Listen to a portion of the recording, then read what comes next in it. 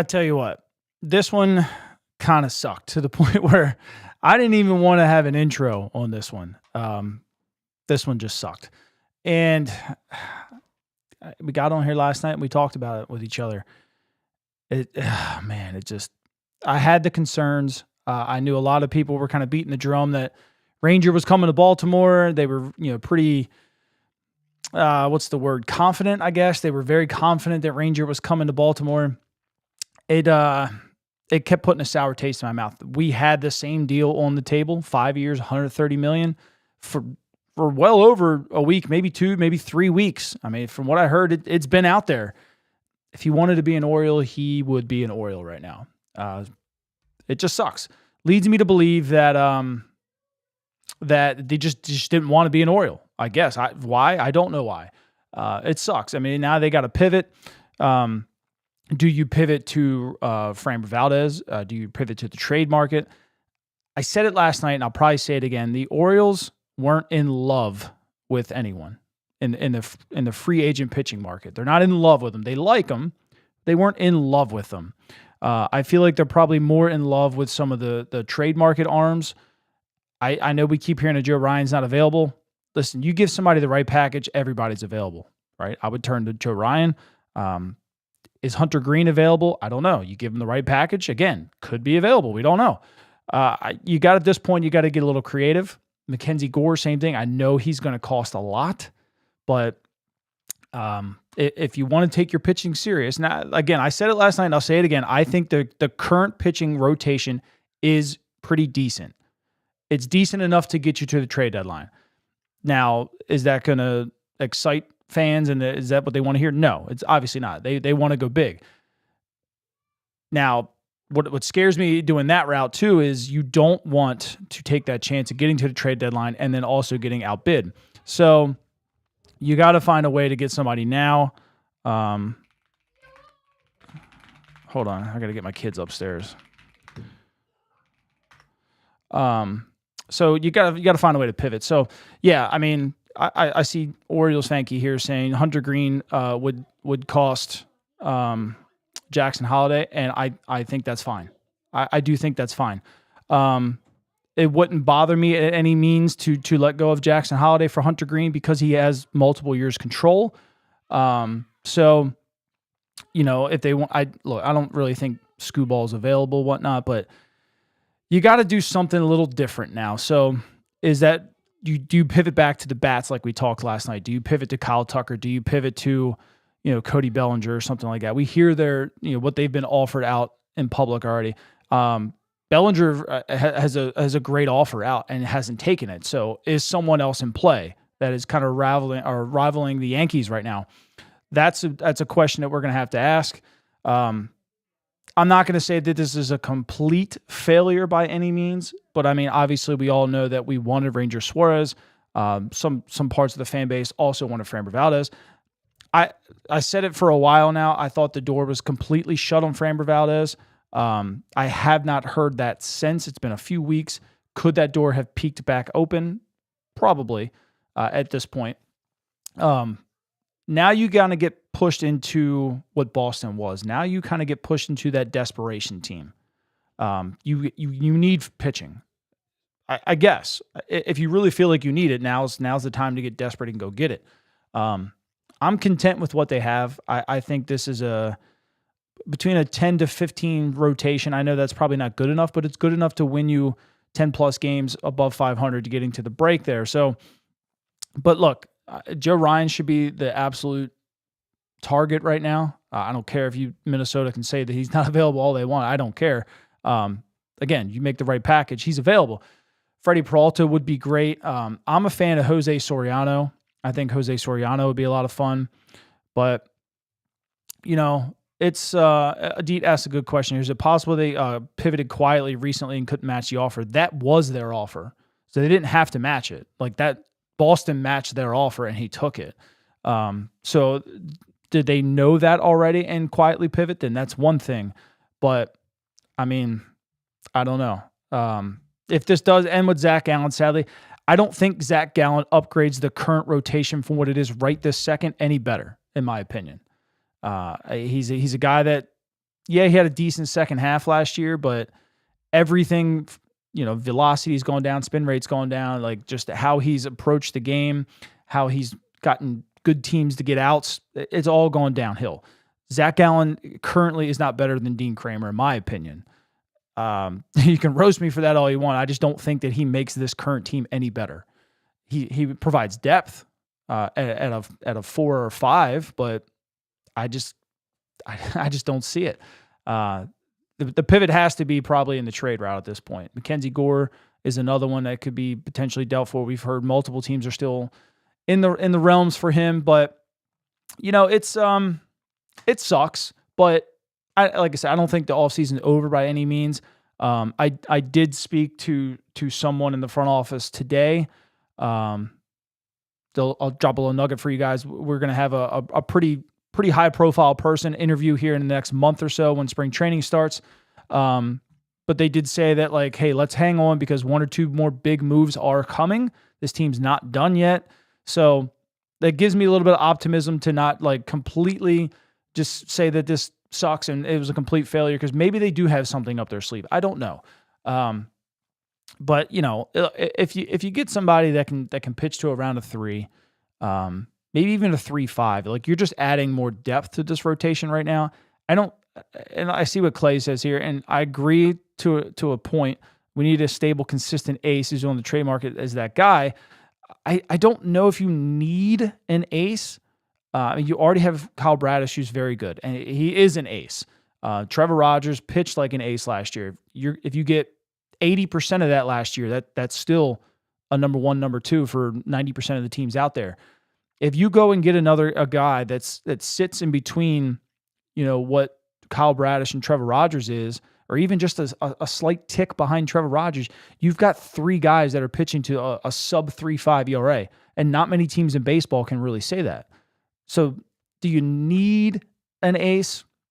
They're really nice to have, but if you have an insanely deep rotation with a bunch of quality arms that can get you through the 5th inning, through the 6th inning, with giving up 3 runs or less, I think that's just as good. That falls more on the offense to kind of pick it up, which is why I keep saying the offense should not be done. But I think there's a way that you can still improve this baseball team. Again, the ace would be great. It's great to be able to look at somebody in October and be like, that's my guy. You're going game 1. But in the grand scheme of things, like even look at Framber. Like Framber has these years, and I'm gonna pull him up so I'm not talking out of the side of my mouth here. Framber has these years in the postseason where he just sucks, right? And he's considered an ace. Let me pull him up real fast, because he has years that he's freaking dominant, right? And you can turn around, hand him the ball, and it's going to be great. But then there's other years. Let me pull this up here. Where is it at? Postseason pitching. So he's had years where he's given up. 2021, he gave up 10 earned in 4.2 innings. 2021 ALDS, he gave up 4 in 4 innings. So the 2021 is the World Series. He gave up 10 in 4 innings. 2023 in the ALDS, he gave up 5 in 4 innings. And then in 2023 in the ALCS, he gave up 7. I'm sorry. Yeah, gave up 7 in 7 innings. So, and Framber's considered an ace. Like, some of these guys just get hit around hard. So, I don't really know what point I'm trying to make there, but guys can get hit around whether you think they're an ace or not. Like, just having a very steep and deep rotation to me is more important than just handing the ball to one guy and putting your entire stock into that one guy. And I know we've seen teams over the years do that. They have that one horse. I don't think there's a horse available right now. Framber's great. Don't get me wrong here. He has a career 4.3 in the postseason. Wild card rounds, he's got a 2.89. ALDS, he's got a 5.48. ALCS, he's got a 3.13. In the World Series, he's got a 6.35. So again, that's a guy that's considered an ace, but he's not always performing like an ace. So just get deep, in my opinion. Like, if you go into a playoff series where you just need 3 studs and Shane Baz is the guy who's coming out of the bullpen now instead because he's not your number 3, and then you also have Dean Kramer and Zach Eflin and somebody else, that's really good in my opinion. Plus, you still got the trade deadline and whatnot. But I don't know. I think Mackenzie Gore fits that bill very well. Obviously, Peralta's an ace. Joe Ryan is a standout number 2, a low-end ace, depending on what team he's on. There's a lot of good potential arms available. Jose Soriano could also be, a tick better than Shane Baz, and he just provides you more depth. So there's room to pivot. It's just going to come down to, can they pull it off? I know it's really easy now to kind of fall back into like, oh, Christ, like we can't close the deal. But listen, this was our deal. It's not like we couldn't close it. We have no idea if he came back to the Orioles or not. But something tells me that he just didn't want to be here. He's had this deal for quite some time.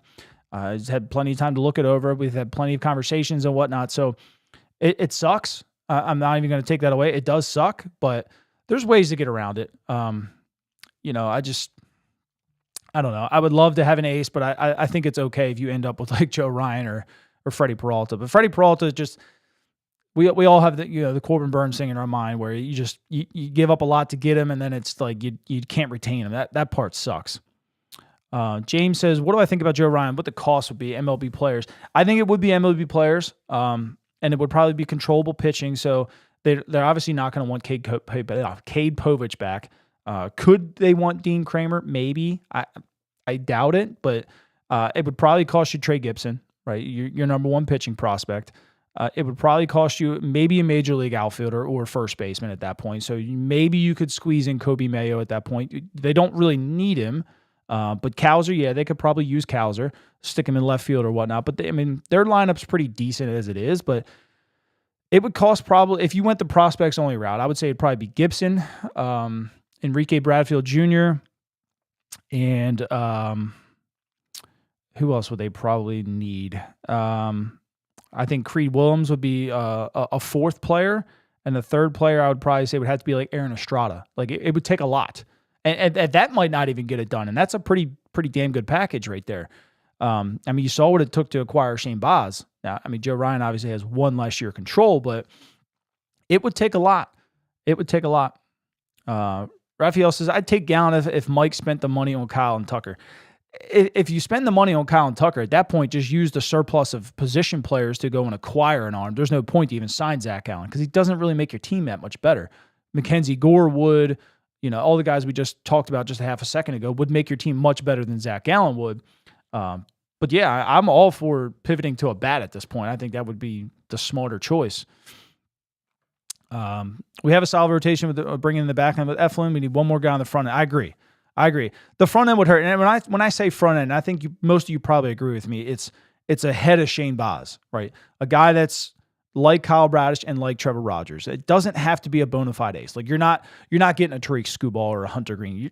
You might get Green, but I doubt it. But if you can get somebody that can fit in between those two guys, it makes you so deep that at that point you just see who's hot and then you turn the ball over to them in the postseason. But that's about it. I'd be happy with an upgrade over Eflin and Kramer. I think Bradish is legit ace, and Rogers looks have to figure it out. Yep. Would have to love somebody to slot between Rogers and Bass. Right, exactly. Jason and I are on the exact same page here. You get to that point, and I think we're in a healthy situation with this lineup, and we're hoping that our coaching staff allows these guys to take that next step. So that would put us in a good spot. What are the chances of getting Tucker or Bellinger, and what the pitcher you think the O's get now? You think a trade? I think the trade at this point is probably the most likely scenario. Framber's still available. Could they pivot to him? Maybe. Again, they got to love the guy. Do they love him? That's part I don't know. Do you love him enough to give him $35, $37 million a year? I don't think Framber's going to get $5. With him being 32 years old, he showed a little bit of down trends in the second half last year. You got to take that into consideration, but 3 would probably get it done with an extreme high AAV. Now, with Ranger being 30, he got 5 years, right? So they both would end at 5, or 35, Ranger getting 30 a year. I think Framber at 35, 37 would maybe outbid the Mets, but this is the problem, is now you have to outbid the Mets, who have a lot of money. So I do think the trade route is probably their easiest way to go to acquire somebody they love more than just kind of throwing a ton of money at a guy maybe they don't love. I guess we're unloading the farm for pitching. Listen, we made all these trades at the deadline last year for this exact moment, so it's not a terrible thing to do that. We brought in a lot of pitching here. Teams want pitching. So this is your opportunity to go use all the guys you acquired. I'd be all for it. You wouldn't hear me complain one bit. Rick says, let's go with Peralta. I don't think you're wrong, Rick. I don't think you're wrong at all, brother. I think that's a safe bet for the Orioles. Obviously, he's good. He elevates the entire team, but we'll see. You trust me, Laura? There's ways to still fix this. Yeah. Peralta will be good, but you got to sign it. That's the hard part. Now, he's not a Boris guy, so maybe it's not as hard as we think, but, things could happen. You were spot on with Boston getting Suarez. If the O's are going to wait until midseason to make a trade for an ace, then at the very least for Gore. Gore helps his team. If they went and signed, even like Chris Bubic, or Bubic, however you say that. I like to say Bubic. He helps this team. Is he a lot better than Zach Eflin and Dean Craner? Maybe not. I think it depends on the day. He has his moments. I obviously had some injuries and whatnot, but I think Bubic would be good too. I mean, there's guys you can pivot to. Gore would be great though. I think Gore is still coming into his own and provides a lot of value for anybody that acquires him. Mike didn't spend that on Ranger. I don't know if he's going to pay it for Framber. That was a decent signing numbers-wise, regardless of years. Yeah, I mean, look, if they were willing to go 130, it means they have money, So we'll see. I think. I mean, does it put him back in the market for a bat? I don't know. Maybe. So we'll see. I mean, maybe you also have the ability to maybe buy out some of Tyler O'Neill's contract. Like he's making what, 36 over the next 2 years? Is that what it is? It was 16 and a half. So if you bought out, we'll say like 20 of it, so then there's only 12 remaining, 2 for 12. And then, it's $6 million a year. Like I think a team like the Royals who need outfield bad, especially right-handed power hitting outfield, that they would be inclined to take on Tyler O'Neill at 2 for 12. Like, why not? It sucks to eat the money, but look at the Cardinals. They just did it. Christ, they're eating $60 million, $70 million between 3 players just so they could finally start their rebuild. Like, if the Orioles want to be aggressive, like, yeah, you didn't spend the money on Ranger, but if you eat that and trade him and acquire a left-handed player who's, I mean, yeah, he was also a rental, but who cares? There's ways around all this. There really is. Can we get a Peralta to agree to a contract, a la trade and then sign? Yes. It's rare in baseball for that to happen, but it does happen. A lot of times you have to have permission to speak to the player and the agent prior. But if you get a good enough package going, they usually allow you to do that kind of stuff.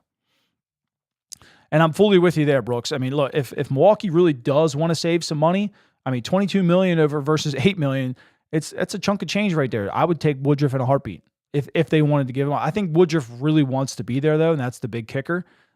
He wants to be there. So I love him though. I'm with you 100%. I love that guy. I think he's great.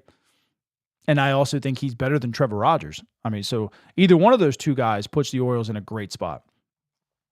Kowser Mayo on prospects for Peralta, then sign the extension, get an outfielder. That maybe gets it done. I think they do want some pitching though, Clay. And they want young pitching. I think the conversation starts with Trey Gibson, not Kobe Mayo, which sucks, but that's what happens when you have to outbid other teams. I think Corbin Burns was at a point where not too many people really thought he was actually available, and Mike was able to pull that off. But now that's like, hey, we've made it known that Peralta's available, and now you got the Dodgers involved, you got the Yankees involved, you got the Mets involved, Boston was involved. Like all these teams have a plethora of prospects, so it's a little different than the Burns situation at this point. Right now, I go for Gore and pay for Tucker. I'm right there with you. I see no issues with that whatsoever. Next year's free agency class is weak other than Peralta and Skubal. It's funny is I said that this year when I looked at it, and I'm like, this year's class is weak. And then I'm like, and the more I dive into it, I'm like, okay, this year's class is actually decent. So the whole class next year could take this year and get better. So, I mean, we'll see. But I had the same sentiments to this year's class, and obviously I got excited about it. So that happens. That definitely happens. What do you believe our pivot move is after the Suarez deal? It all depends. It all depends. I mean, like I said, the guy that I was chatting with earlier from the team made it pretty clear that something is happening. So when, I don't know. They're pretty bummed about this deal too. So see what happens. I think the pivot should be a bat personally. But I mean, look, we've been saying it for years. We need pitching, so I'm not really going to complain and say we need to go one way or the other either. So to me, it's like whatever you can get at this point, just get it and make the team better, and then worry about the rest later. Payne Amaya would have taken some of the pressure off Elias, who missed the boat. I see Amaya doing far better than most give credit for. Wait on Peralta and sign at the end of the season. Amaya would have been fun. He would have been fun. I'm sure teams did their homework too. You know, I mean, it was very odd for Houston to kind of swoop in and get him. And now they're looking to shed some payroll. But, I mean, hey, maybe they identified some talent and they went and got it. So, I don't know. I don't know what to say to that. I don't disagree with you whatsoever. I think he definitely could have helped the team. But I wouldn't wait for Peralta. I don't think you're going to outbid some of these other teams next year. I would go and make a move now. Does the international money have anything to do with today not signing anyone today? And I posted that, and it's very possible, right? So you had to give up $1 million international money to sign Ranger Suarez. Would the Orioles have done that 3 weeks ago when they originally probably sent the offer out? Yeah, probably, because they weren't in agreement with these, 7-8 guys that are all over $1 million this year in their international money. The international pool that they're signing this year is one of the best in baseball. They're putting a lot of money into it, and they've actually got some good players this year.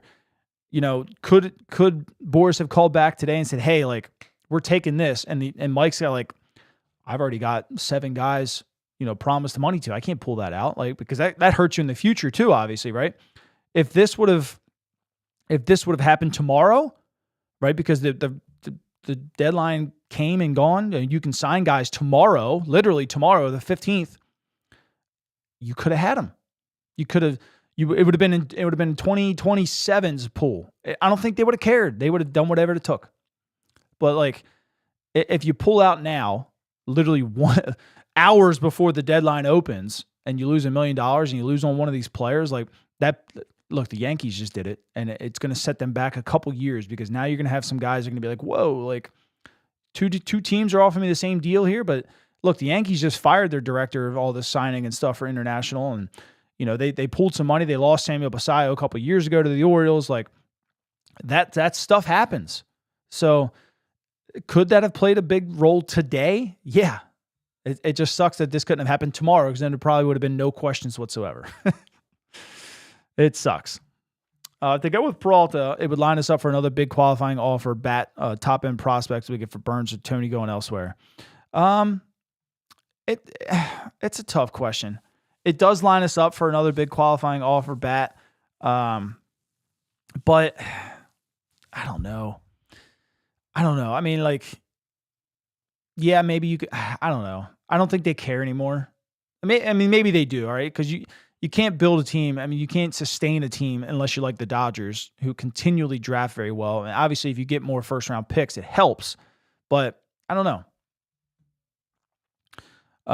So your front office contact hinted at more moves. They didn't tell me anything else other than like, hey, something else is coming. Let's wait. So I don't know if you caught the beginning of the show when I talked about it. I'm interviewing somebody in the next month or so. Somebody that I'm pretty sure everybody's gonna be really excited about. But they basically just said, like, let's wait.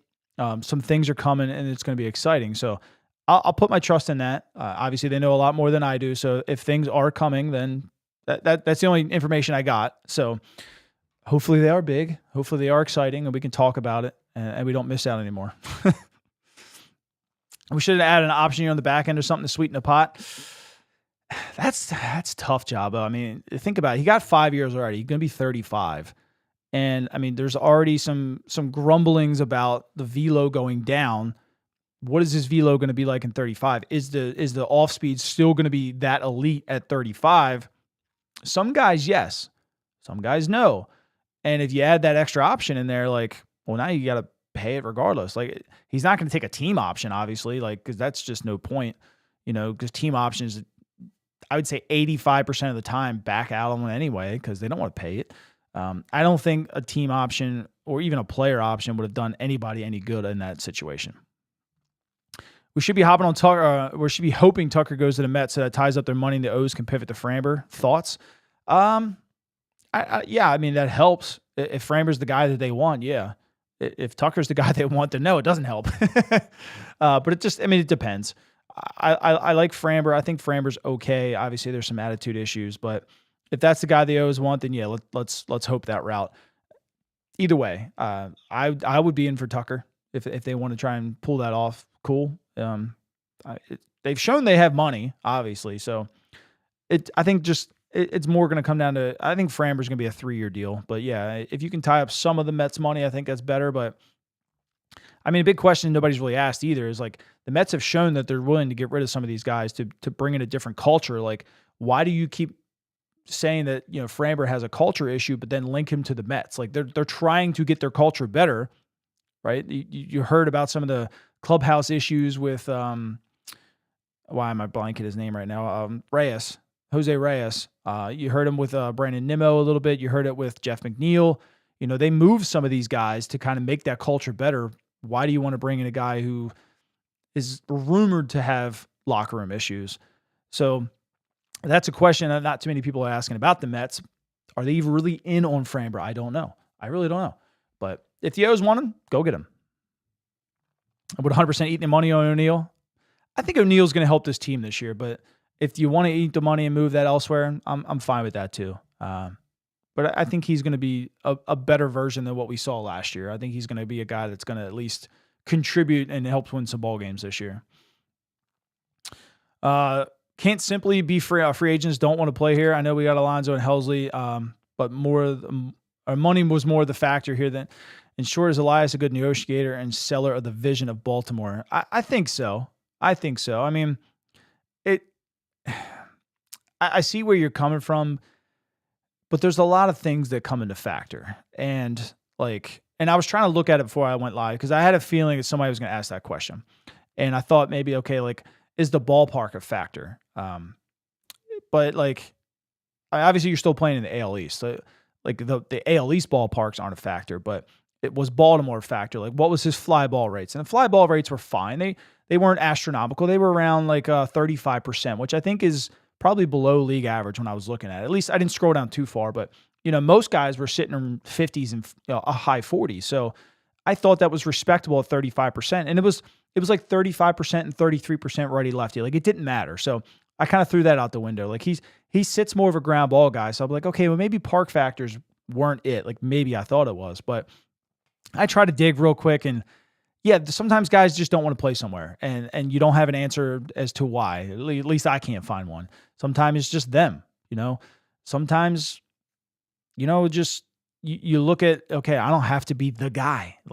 I'm not going to be counted on as much behind Garrett Crochet and Sonny Gray. Now I can just go up there and just chill and people kind of forget that I'm the number 3 and I can perform well. Where if I'm in Baltimore, maybe I'm kind of expected to be the number 1 or the number 2. What if I don't?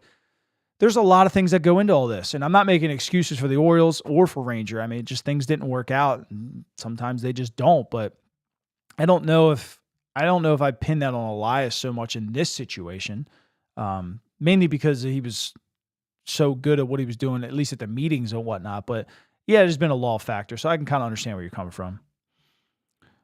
Jason said, how did the Dodgers win the World Series? It was starting pitching and bullpen depth, and our starting pitching and bullpen as it stands is not up to snuff, period. Yeah, I agree with that. I think the Dodgers didn't have a bullpen at all, really. They were kind of piecemealing that together and using starters and whatnot because a lot of guys were injured and whatnot. And Blake got tired and Tanner was hurt, pitching through an injury. So they pieced it together. But yeah, I mean, they had a ton of starters, so they were able to do that. Rookie Sasaki made strides, big time for them once he came back from injury. That's been my kind of banging on the door thing this entire offseason is make your bullpen elite. This is what Craig is used to with Cleveland. When you came in between Cade Smith and I forget the guy's name, got suspended, but it was shut down. Game is over, and he's used to that. So give it to him again. Bring in Michael Kopech and bring in, or trade for Adrian Morjan or Jojo Ramirez or whoever. I don't care. Just bring somebody in and make this bullpen elite. Now, starters wise, I think our starters are good at this point. I don't think they're great, but I think they're good. And yeah, anybody better than Zach Allen makes this team better. I shouldn't be that negative on Zach Allen, but I am. I'm sorry. Tucker seems like the signing move, but I don't know if we can outbid the other teams. That's the thing. That's the thing is how much do you want to go? Gibson and Mayo for Peralta. Maybe. I just don't know if Milwaukee needs a first baseman. That's the kicker. Like, yeah, I think the conversation starts with Gibson, but who does it pivot to next? Like, would they take Kobe Mayo? Maybe. But do they value somebody else more than him? That's what I don't know. Like, now, if you told me that it was Gibson and Nate George getting that done, I think it'd be done in a heartbeat. But we don't want to do that. Don't want to do that. Star Wars says, I don't think the Phillies get Bo. It was kind of funny is like, we heard that, oh, the Phillies had a great interview with Bo, blah, blah. And then there was like a day later it came out, oh, Bo and the Phillies only had like a 25, 30-minute Zoom call. Like, they didn't even meet in person. So it was kind of funny. Like, I think Bo's still fully out there and fully available for anybody to pick up. Seattle has a young starter, Evans, that could be cheaper than most. Evans is decent. But like, how young do you want to go? That's the question. Like, are you available to go that young? And do you think that he's better than what you have right now? And if so, then yeah, make the deal. But like, all young guys hit a wall at some point. And can you withstand that this season? That's the big question. This offseason, we've seen one or two big deals where our offer was the exact same and he ultimately took. What does that say about the aggression of those involved? It's a great question, Adit. And I think it shows that they're there. But it's just like kind of in the postseason. Like, I'll use the NFL for reference. Like, the Jaguars were a good team this year, but they made mistakes when it came down to it, and the other teams didn't flinch. Buffalo just they've been there. They knew not to flinch. Mike is new to this in the big ballpark of grand scheme of things here. He's new to the big high dollar amounts. And I'm not putting any blame on him, not throwing any shade at him at all, but some of these other teams have been there. Boston, obviously, is usually a big player in most of these guys. Philly, same thing. Like, these guys have been there. They know when to flinch and when not to. And maybe the experience of doing that put them ahead of him. Maybe. Look, I'm purely speculating here. Don't take any of this with a grain of salt. Pure speculation. But this offseason alone is starting to give Mike that same kind of experience that these guys have dealt with over the years, and then builds off that, gets a little bit better, and then doesn't start to miss. So landing the guys that they want so far has been great, but there's still some room to do or room to work with. I'm still passively optimistic that we're going to get things that are going to make us very happy in the coming weeks or so. But for right now, it sucks. The front office guy specify bat start. Nope, they just said 1 to 2 moves maybe. That will be exciting. That's all I said, and it wasn't much. It was just a brief little DM. So I don't want to talk more than I'm capable on that subject. So maybe I don't know. It got me excited, but there wasn't too many details to it. I'm just glad the Orange Mike cover's back. I have this other one, and you guys can let me know which one looks better, but it was kind of cool. It's like you put this on the bottom of the mic itself, and it like fits right here. It's hard to see. And I think the oranges throw me off because they're not the same. And so I was going to maybe send it back, but it was kind of cool just to change color, but I don't know. This one obviously looks good. Elias hit everything else on his list. I think he's definitely getting a premium starting pitcher. However, to get that starting pitcher, I trust Mike this offseason. There's no reason not to. I think that's fair. It's a fair assessment. He's done everything he said except for the starter, but there's still time and there's still names available. So I don't want to just say like, we're back to where we were and Mike can't close the deal. I think that's too premature for that. Now 3, 4, 5 weeks from now, we could be sitting here having that conversation. So yeah, the pressure's starting to mount on him just a little bit. And I mean, I don't know. I'm seeing what you're saying though. And yeah, I agree. I trust him still too. I still trust him. I understand now everybody maybe in chat or out in the world is going to feel the same way. And that's fine. Like the PTSD from previous seasons allows you to think that way. And that's completely fine. Mike's got to, the chance here right now is to change your mind, is to go and do something. So the ball's in his court. So I completely agree with everybody who has that mindset too. I think the international money thing is only because Boston is surpassing a CBT or the threshold. Could be wrong. You could be right, John. You could be right. Now, I only posted that from a Boston guy, but it at least made me think about it. And you could be right. I probably should Google that, but I thought with the qualifying offer, different things were always attached, but it's so confusing to always look up. But you definitely could be right. Maybe the Orioles didn't have to do that, and maybe I was just overthinking it. I don't know, but I was just thinking, why couldn't you wait one day? We didn't have to worry about the damn thing. I wouldn't mind staying the course, Framber in a short-term high AAV or AAV. If not, strengthen the bullpen and get a solid utility guy. Fox is what needs to be fixed at the deadline. Yeah, I agree. Yeah, I'm still in all on Michael Kopech. I mean, go big for Michael. Some people think he would get a big deal. Some people think he gets a short deal. With not that much money, like $3-4 million, because he's been hurt a little bit. But I don't care. The guy throws 100 miles an hour. If you got to give him $8 million, $10 million to sign him over somebody else, let's get it done. Like, I don't care at that point. We were already going to spend a lot on Schwarber. Yeah, they definitely were.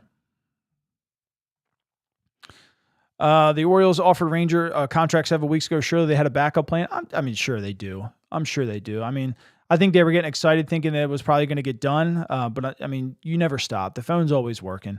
And they're always trying to get the team better. So, and teams are always calling them too to see, who's available and whatnot. They're always talking to somebody. I think they have plans B, C, D, and E, all that crap. So it's just about executing and getting it done at this point.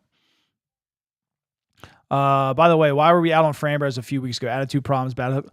Yeah. So from what I was told, from somebody that I was talking to, was the interviews with Framber were just okay. They weren't great. They didn't blow him away like Ranger did, but they were just okay. And the consensus around the league was he's a bad clubhouse guy with attitude problems. So from what I was told, that they probably were 100% out on Framber. They were fully focused on Ranger Suarez. Like I said, that was weeks ago. That could have changed by now. So we'll see. Obviously, I think at this point, they're probably going to call Framber. But we'll see. At 3 years, like, are you that worried about if a guy's a little cuckoo? Like, maybe, but 3 years is definitely better than 5 if he is a little cuckoo. Weren't we really in talks with Tucker? They've had conversations. And Tucker's had conversations with plenty of teams. So don't take that as like the Orioles are signing Tucker or they're in the mix. Like, they've done their due diligence with. They've had their conversations. They've interviewed him and stuff. So they have talked. That's all I'll say is they have talked. But Tucker's talked with plenty of teams. I get that, but we're talking about players who may never make it to the majors, as opposed to a guy that helped. Yeah, 100%. It's hard to know though, because like you don't want to. Like, I'll give you an example too. Is that the Dodgers traded Yordan Alvarez one time for a decent bullpen arm, but like.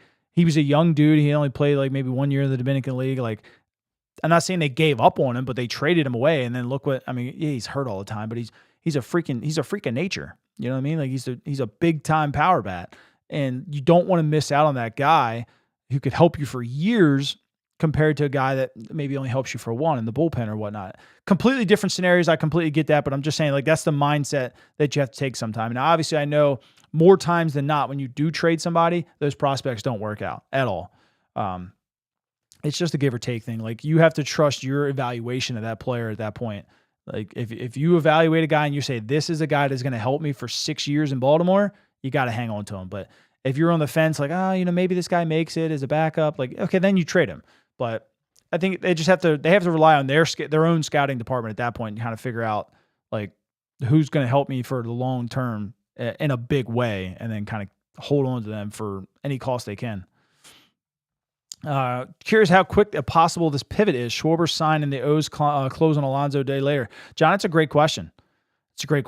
I'm sure right now the phones are ringing like crazy in Baltimore. At least they should be. So yeah, something could happen tomorrow. Maybe not. I don't know. I love this. Thanks for the memories, Ranger. That's funny. What do I think the Orioles would have to give up for Freddie? A lot. We talked about this a little bit earlier, but I definitely think it's a lot. Probably starting with Trey Gibson, which sucks. Mike normally works in silence. Haven't heard too much on the Orioles since the winter meetings when everybody was all together. It makes you really wonder what he's truly working on. And I agree with you there, Chad. 100% he does work in silence. And I do understand that some people are saying that he's not doing anything because they're not hearing things from, John Heyman, Jeff Passan, Jim Bowden and stuff like that. And I get it, but I think some teams, like we've watched Texas over the years, like you very rarely hear Texas is in on somebody and then boom, they sign them. Like, and I think that's how Mike likes to operate. He tries to keep the competition at a minimum. So I think it's okay. I understand some people don't like it, but I think it's okay. And I fully agree with you, Chad. I think he is working in silence. Jason says, Elias has been different this offseason. He has been aggressive in attacking the team's weakness. I expect him to swing on something big. I think this year is different.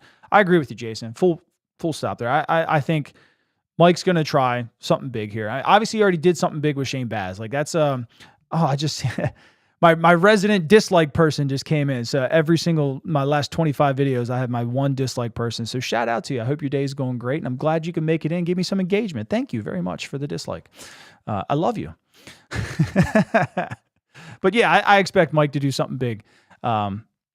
Who's my go-to pitcher for the Orioles to get? Joe Ryan. Just because he has the control over Freddie and I don't have to worry about it right away.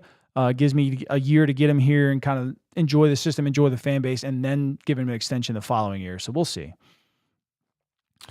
I saw about Suarez, disappointed to say the least. Interesting your comments about focusing on relief pitchers. I hope the Orioles can make this happen.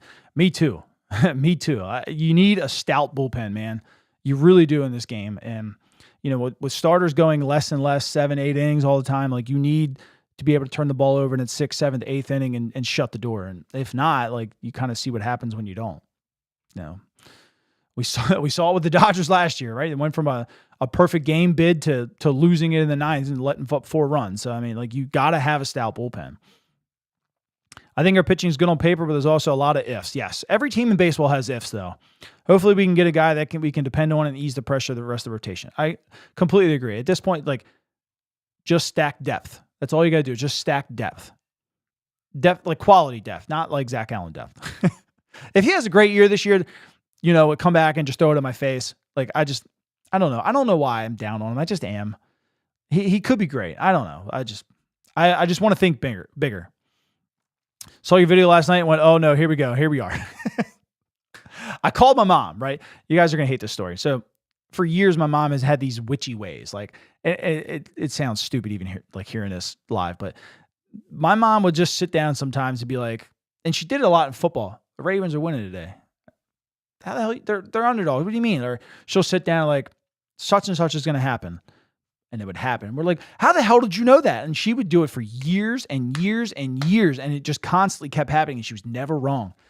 And all of a sudden last night, I'm just sitting down and I picked the kids up from school and I'm sitting here and I was listening to Ryan and Jared talk and both of them were like, yeah, Rangers definitely going to Baltimore to hit me. And I got that sense of he's not. And I'm like, shit. Like I'm literally having what my mom did for years at this point. And I'm like, he's not coming to Baltimore. And I got to make a video about it. And my wife's like, you're nuts. And I'm like, I'm telling you, like, just something's odd. And I'm a little concerned.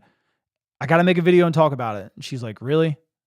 She's like, you were just confident a week ago. I said, that was a week ago. Today's today. Like, it sucks, man. But so I called my mom, like right after this happened. I'm like, I hate your witchy ways. I literally hate them because I had one and it freaking came true.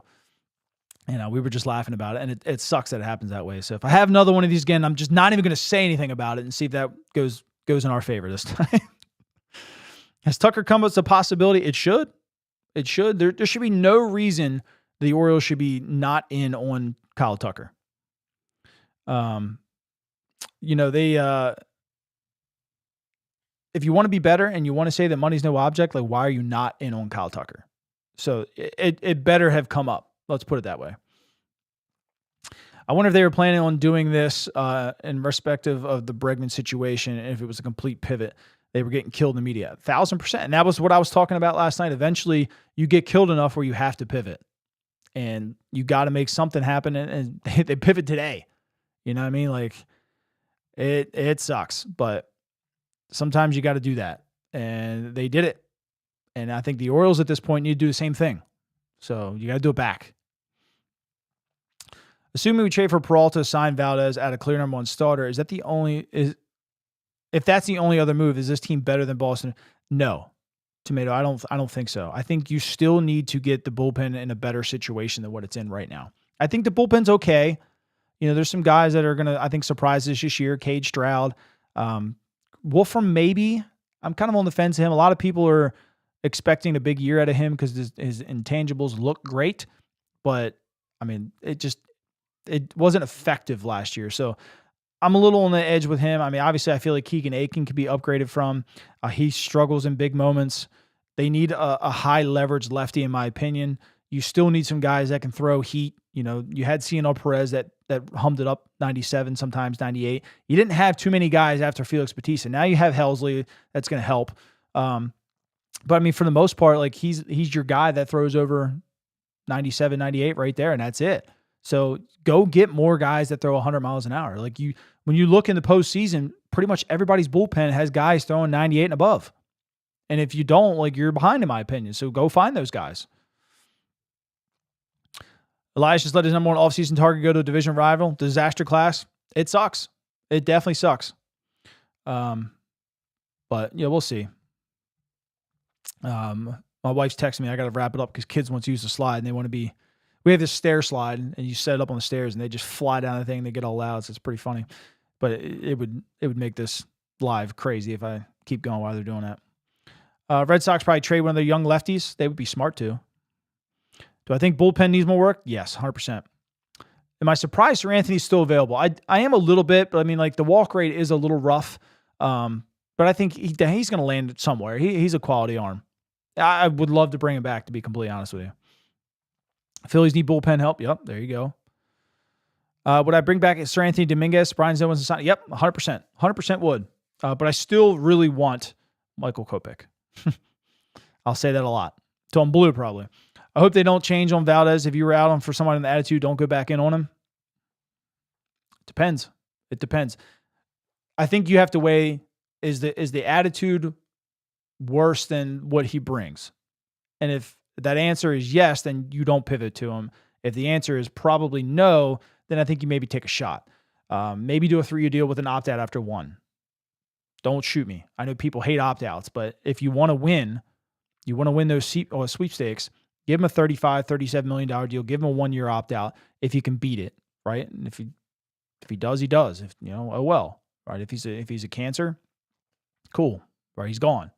But I don't know. You got to find a different way to do it. Big Christmas pass through waivers days to sign a Norfolk. Yeah, I think that's a cool little bat to play with. You'll give them Gibson and Mayo for Peralta? I wouldn't for a rental. I mean, Gibson's your number one prospect once Basayo graduates and Beavers graduates, which they're going to this year quickly. I wouldn't do that. I mean, Gibson, that's a tough ask, man. Like the Cubs gave away their number one guy for a guy with 3 years control. Like, now we're talking about giving away our number one guy for a rental. Like, that's tough. I don't know if I would do that. Signing a top pitcher in the international, at least he's throwing a lefty in the night. Exactly. Yeah. I'm excited about that. What would the package you would offer to get Joe Ryan? Again, we talked about signing Bellinger or somebody like that to play center field, even Harrison Bader. Cowser could maybe get them excited. They need some outfield with Pop. Dean Kramer could help. Maybe Tyler Wells could help. Luis De Leon, as much as I love the guy, he's a controllable lefty. He throws pretty hard. Like, I think he'd be great in Baltimore, but like, if that helps me land Joe Ryan, like, okay. I would like to stay away from Gibson, but I think if you could package up like Luis De Leon, maybe Aaron Estrada, and then maybe Mayo if they wanted him, I would go that route. It just depends. I mean, you're giving these guys quality players. I mean, Estrada is kind of low in the top 30 rankings, but like, if you look at a lot of different like STS values and whatnot, he's a top 10 hitter. By the metrics and whatnot that these algorithms are pulling, they all love him. They all love Aaron Estrada. So I don't know. I mean, Joe Ryan's going to cost a lot, but you'd have to find a way to not deal Gibson to get that done. But look, if your internal evaluations say that Joe Ryan is just that much better than Gibson, then go that route. I don't know. I don't have access to those, obviously. I just kind of only get to go by top 30 rankings, but I would like to hold on to Gibson if I can. Do we know for sure, for certain, if Elias is working in silence? I like the thought that he is, yet seen right. Exactly. And I knew people were going to think that, and that's fine. I mean, I do think he is. I mean, like, we didn't hear about the Shane Baz trade whatsoever. We didn't really hear about Alonso too much. prior to that happening. We didn't hear about the Grayson Rodriguez stuff at all. Like, I would say that he's definitely working in silence. Zach Eflin, we didn't hear a word about. So, yeah, I think it's safe to say that he probably is. But I don't want to go too much farther than that. The O's are going to pay. Ryan's a good choice, but I don't see it happening. Too many people in the pool for him, quality prospects. Yeah, agree to that. I'm new, but I'm supposed to be a Red Sox fan, but I like every team. Well, welcome in. We're the O's around here. Sign Gallen and Giolito. Giolito, I think, would help. I think he would help a little bit more than Zach Allen would. I wouldn't mind him. Tucker went to high school with the Polar Bear. They're good friends. Yep, that would definitely help. I'm delusional if I think Tucker's coming to Baltimore. Paint me delusional. I think they should be in on anyone and everyone. Paint me delusional for that. I don't care. Were they ever in on Edwin Diaz? I didn't hear, to be completely honest. I didn't hear. I never want to see Aiken in the Orioles uniform again. I don't want to be too negative on guys. Like, I like my whole team, but I just feel like he is a guy that you could potentially upgrade and get better production out of that left-handed specialist spot from. But if he's on the team, then I'm obviously going to root him on. Thoughts on a trade for Jared Jones? I prefer him as our closer, a high leverage reliever. He can still be an effective starter. I like Jared a lot. What are you getting out of him coming off Tommy John, though? That's the big question. And how much are you giving up to get that? That's the biggest question. Let me wrap this up here because I know the kids want to play. Final prediction for the rest of the offseason, what the Orioles actually do, says Patrick. Patrick, I would say that they're going to possibly bring in one bat. We'll put the bat down in the maybe section. Definitely is going to be a starter, but I just don't know if that's a trade. I think the trade is probably the most likely route, and then hopefully at least one bullpen arm. I would prefer two, but at least one. I say definitely a bat, a bullpen arm, and a starter. And it could be two in any one of those categories. I don't know, though. Sign Bo Bichette, trade Holiday and Mayo for Scooball. I don't think Mayo fits Detroit's needs at all. We'd have to go way deeper. Was Tavares signed purely as a trade chip? I don't think so. I don't think he's very good. I would trade Gibson and Mayo for Peralta if that wasn't a trade, but a trade and sign. Yeah, if it's a trade and signing, sure. Yeah, 100% on that. But all right, guys, let me wrap this up here. I know the kids want to play. This sucks. There's room to pivot. Now you just got to hit the finish line. Right now you got to either if Framber's your guy, finish the guy. If trade route, if it's Mackenzie Gore or somebody else that we haven't even heard of yet, like, get it done. So, but I know this was an impromptu thing. I appreciate every one of you guys stopping in. I even appreciate my resident disliker. So, but I'll catch you guys later. And look, we'll keep chatting about it. If you're not on Twitter and you want to follow me on there, I post a lot of stats and a lot of different things baseball related. If you're are on Twitter and you want to come over to the YouTube side, and we do a lot of the chats here, obviously, same name, Pigtown Sports. But I'll catch you guys later. Have a great day, and we'll say it anyway. Let's go O's.